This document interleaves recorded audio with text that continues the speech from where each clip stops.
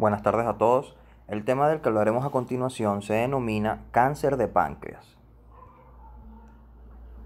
El cáncer de páncreas constituye una de las patologías malignas del sistema digestivo que tiene peor pronóstico para la sobrevida del paciente.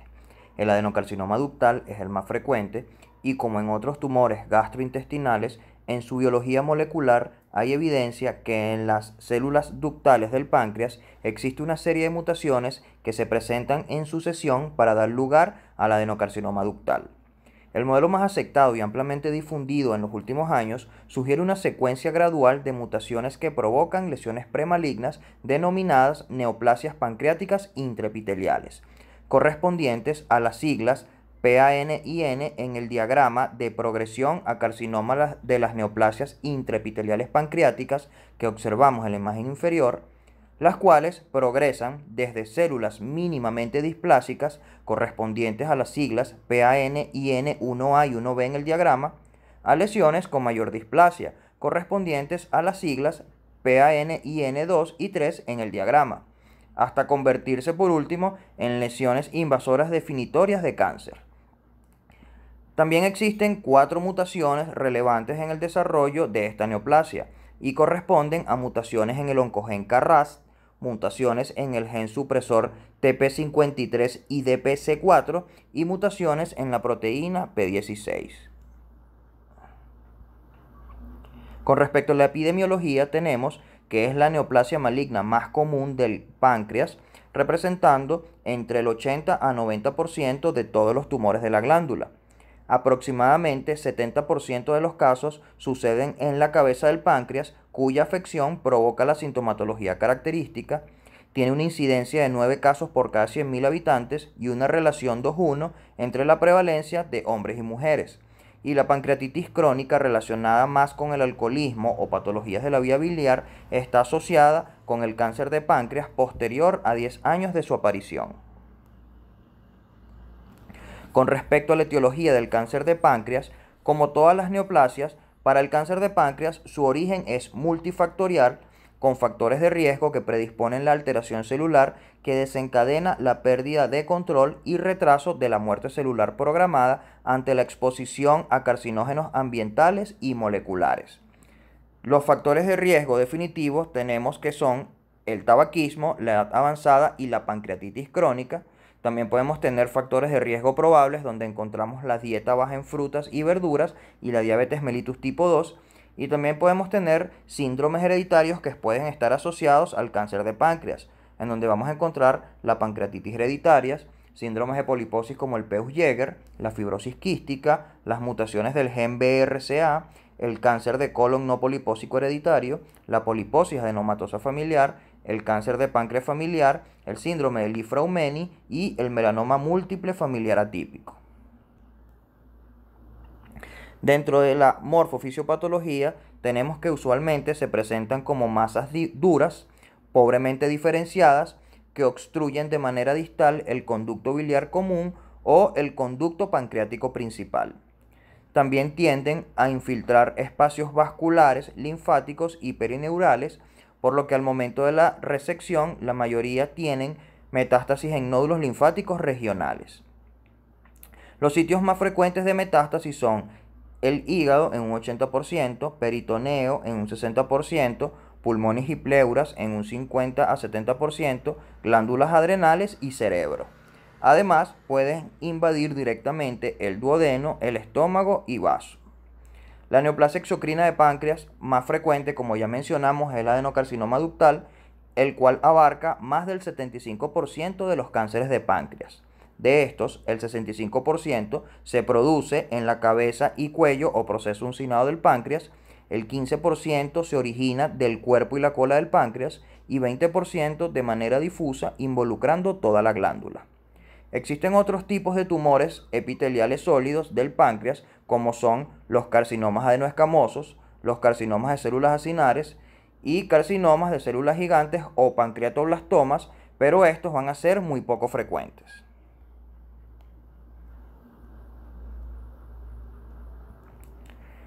Dentro del cuadro clínico habitual del cáncer de cabeza de páncreas, vamos a tener la ictericia obstructiva y la pérdida de peso, Sin embargo, el 20 a 30% de los tumores que se presentan en cuerpo y cola no obstruyen la vía biliar, por lo que al ser clínicamente silentes presentan síntomas cuando la enfermedad es avanzada.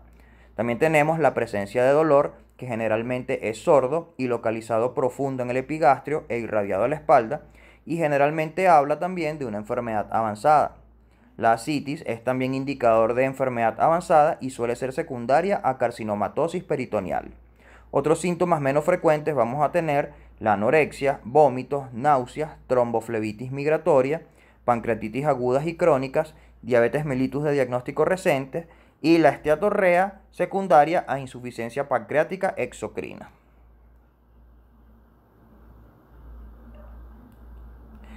Dentro de los paraclínicos vamos a tener que los exámenes de sangre son muy inespecíficos, pero con frecuencia existen alteraciones de las pruebas de funcionamiento hepático. También podemos tener anemia por enfermedad crónica o microcítica e hipocrómica e hiperglicemia. También encontramos aumento de las bilirrubinas totales, fosfatasa alcalina y GGT, las cuales indican obstrucción del conducto biliar. También podemos tener la lipasa y la amilasa sérica, las cuales se encuentran usualmente dentro de los límites normales en pacientes con lesiones tempranas y ligeramente elevadas en estadios avanzados. También podemos encontrar hipoalbuminemia. El marcador tumoral CA19-9 ayuda al diagnóstico y seguimiento de los pacientes. La precisión para adenocarcinoma ductal varía dependiendo del nivel sérico, entre un 80% en niveles superiores a 37 unidades por mililitro y alcanzando hasta un 95% en niveles superiores a 200 unidades por mililitro.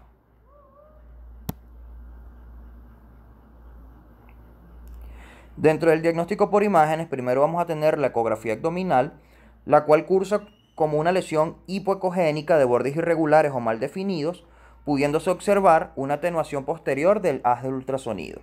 El 70% de los tumores de la cabeza van a provocar obstrucción biliar y cuando esto ocurre es característico la terminación abrupta del colédoco. La dilatación del conducto de Wilson aparece hasta en un 40% de los casos y la presencia del signo del doble conducto con dilatación del colédoco y del Wilson, aun cuando no visualicemos una masa pancreática, nos va a obligar a descartar un tumor en el páncreas. Luego tenemos la tomografía, en donde tenemos que el protocolo de estudio estándar mediante tomografía multicorte para la valoración pancreática requiere al menos una exploración bifásica. Esta va a incluir una fase parenquimatosa y una fase venosa. La fase parenquimatosa o fase pancreatográfica nos va a proporcionar un realce parenquimatoso máximo y por tanto un contraste visual entre el parénquima pancreático realzado y el tumor normalmente hipodenso. En esta fase existirá además un realce del sistema arterial, lo que permite una evaluación concomitante de la afectación tumoral del mismo. Luego tenemos la fase venosa. Este sirve para evaluar el sistema venoso portomesentérico y para una óptima detección de las metástasis hepáticas, las cuales, al ser hipovasculares, se mostrarán hipodensas en relación con el parénquima hepático realzado.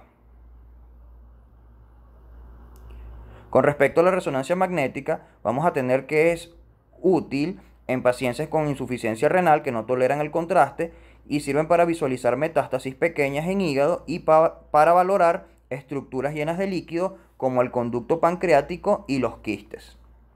La detección del tumor se lleva a cabo fundamentalmente en secuencias potenciadas en T1 con saturación grasa, donde la lesión aparece hipointensa con respecto al resto de la glándula, y en secuencias dinámicas post-contraste en fase capilar, donde debido a la escasa vascularización tumoral, destaca también como una región hipointensa en comparación al páncreas no tumoral.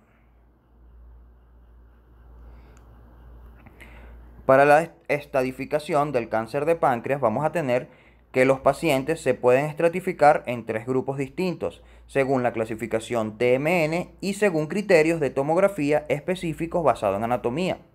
El primer grupo, en donde tenemos lo del ítem metastásico, el cual vamos a tener evidencia de extensión de metástasis a hígado, peritoneo, pulmón, entre otros. El grupo B, donde tenemos el ítem de lesión localmente avanzada, en donde vamos a tener una invasión del tronco celíaco, arteria mesentérica superior, invasión venosa o oclusión de la vena mesentérica superior y venas portales. y el grupo C, en donde tenemos el ítem que nos indica probabilidad de resección, en donde podemos tener una poca evidencia de enfermedad extrapancreática, confluencia de venas mesentéricas superior y venas portales, o una invasión del tronco celíaco o arteria mesentérica superior. Luego tenemos el rol diagnóstico del ultrasonido endoscópico, en donde vamos a tener que tiene una sensibilidad del 80% en la caracterización morfológica de lesiones focales, ya que es útil al momento de hacer diagnóstico diferencial. Tenemos que los hallazgos con mayor valor predictivo positivo para lesiones tumorales van a ser lesiones hipoecogénicas, heterogéneas, con bordes regulares, efecto Doppler negativo, con dilatación del ducto pancreático. Además, este método nos permite la identificación de ganglios metastásicos, invasión vascular y nos va a dar una predicción del índice de resecabilidad. La punción guiada por ultrasonido endoscópico es el estudio de elección cuando está indicado el sitio histológico de las lesiones pancreáticas, siendo la punción percutánea una alternativa ante muestras insuficientes o la imposibilidad de realizar el procedimiento. Dentro de los criterios de punción guiado por ultrasonido vamos a tener lesiones localmente avanzadas, pacientes con estadio irresecable o enfermedad a distancia, y en lesiones resecables bajo decisión multidisciplinaria. Dentro del diagnóstico diferencial del cáncer de páncreas vamos a tener los tumores neuroendocrinos, los linfomas, las metástasis, el tumor sólido quístico pseudopapilar o tumor de Franz, la pancreatitis crónica focal y la pancreatitis autoinmune. Con respecto al tratamiento, vamos a tener que no existe tratamiento aislado que ofrezca hoy en día una solución para el cáncer de páncreas.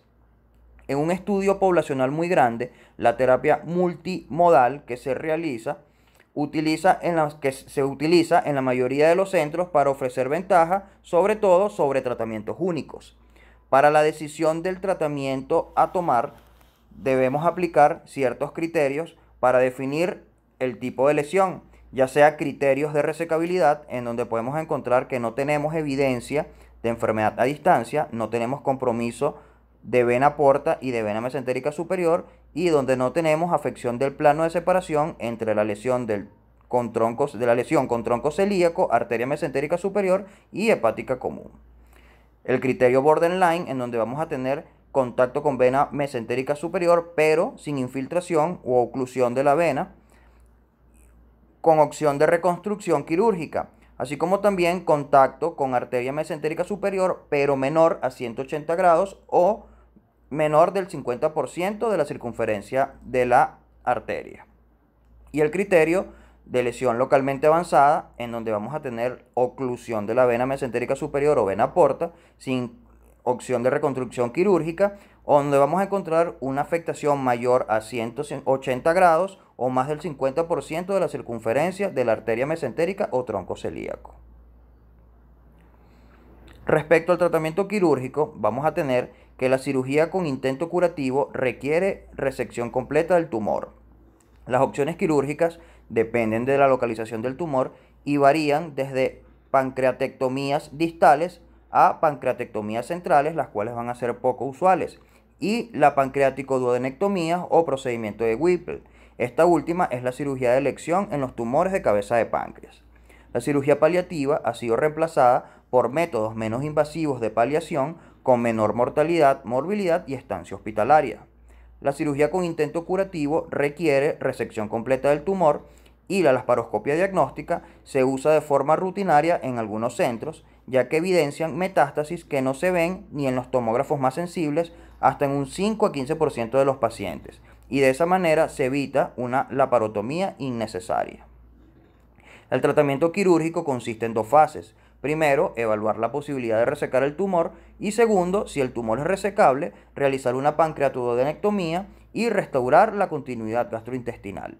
El manejo quirúrgico del carcinoma de cuerpo y cola de páncreas va a ser más limitado, ya que al momento del diagnóstico o presentación clínica ya va a haber extensión de la enfermedad y esto va a impedir la resección quirúrgica del tumor.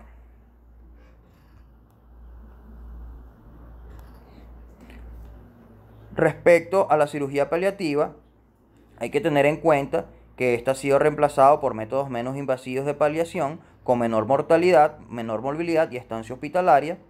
Y en pacientes que no son candidatos a cirugía curativa se suelen emplear otros métodos de paliación, en donde vamos a tener que se puede liberar la obstrucción biliar por medio de endoscopia y colocación de endoprótesis o stent, generalmente metálicos y de manera definitiva.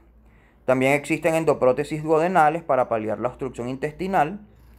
Vamos a tener que en pacientes en donde no es posible realizar la CPRE, la paliación percutánea es la alternativa viable.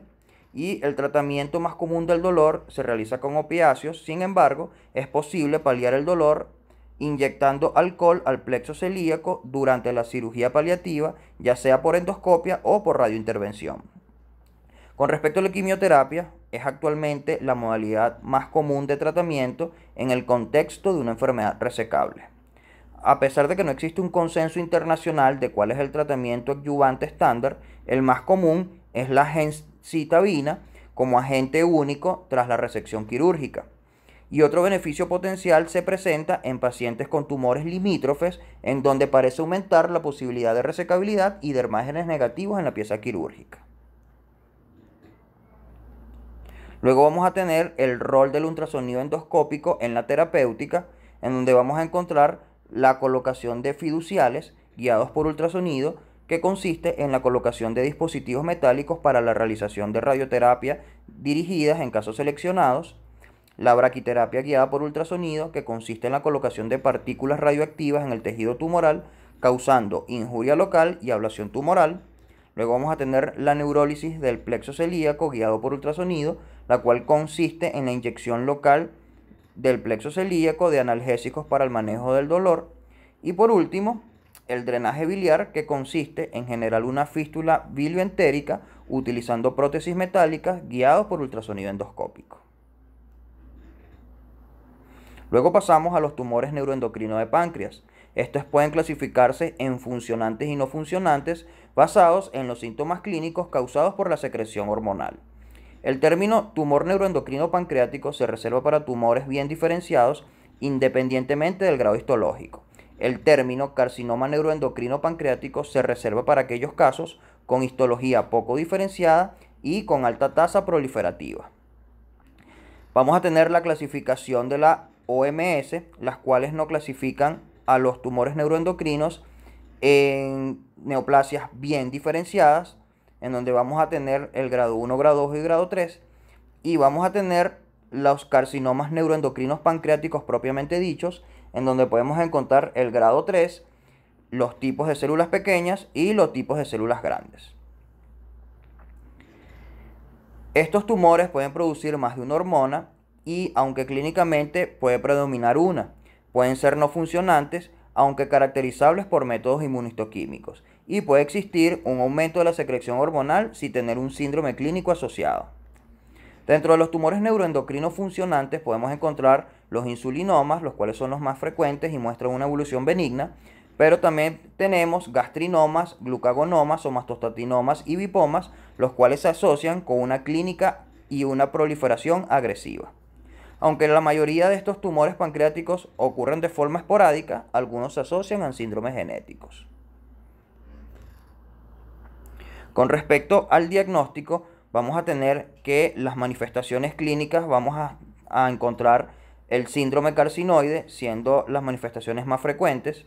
Dentro de los paraclínicos podemos realizarlo mediante las determinaciones hormonales de insulina, glucagón, gastrina, péptido intestinal vasoactivo, así como también niveles de cromoglalina y de péptido pancreático. Dentro del diagnóstico imagenológico vamos a tener la tomografía multicorte, la cual es la técnica de elección.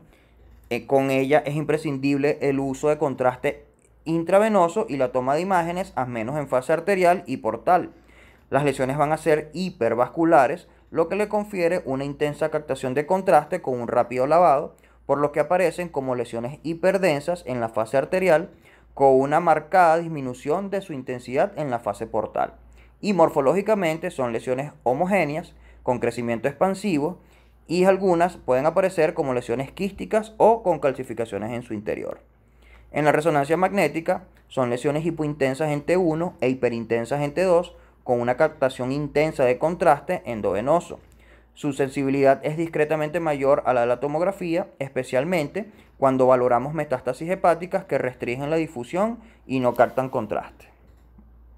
Con respecto a la ecoendoscopia, vamos a tener que presenta una elevada sensibilidad en la detección de lesiones pequeñas o menores a 2 centímetros y va a ser superior a la tomografía y a la resonancia magnética en la detección de este tipo de lesiones.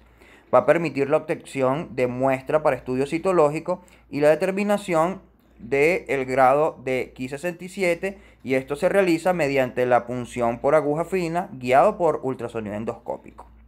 Las técnicas de medicina nuclear sirven para detectar el tumor primario, metástasis a distancias y para seleccionar a los pacientes para tratamiento con radionucleótidos.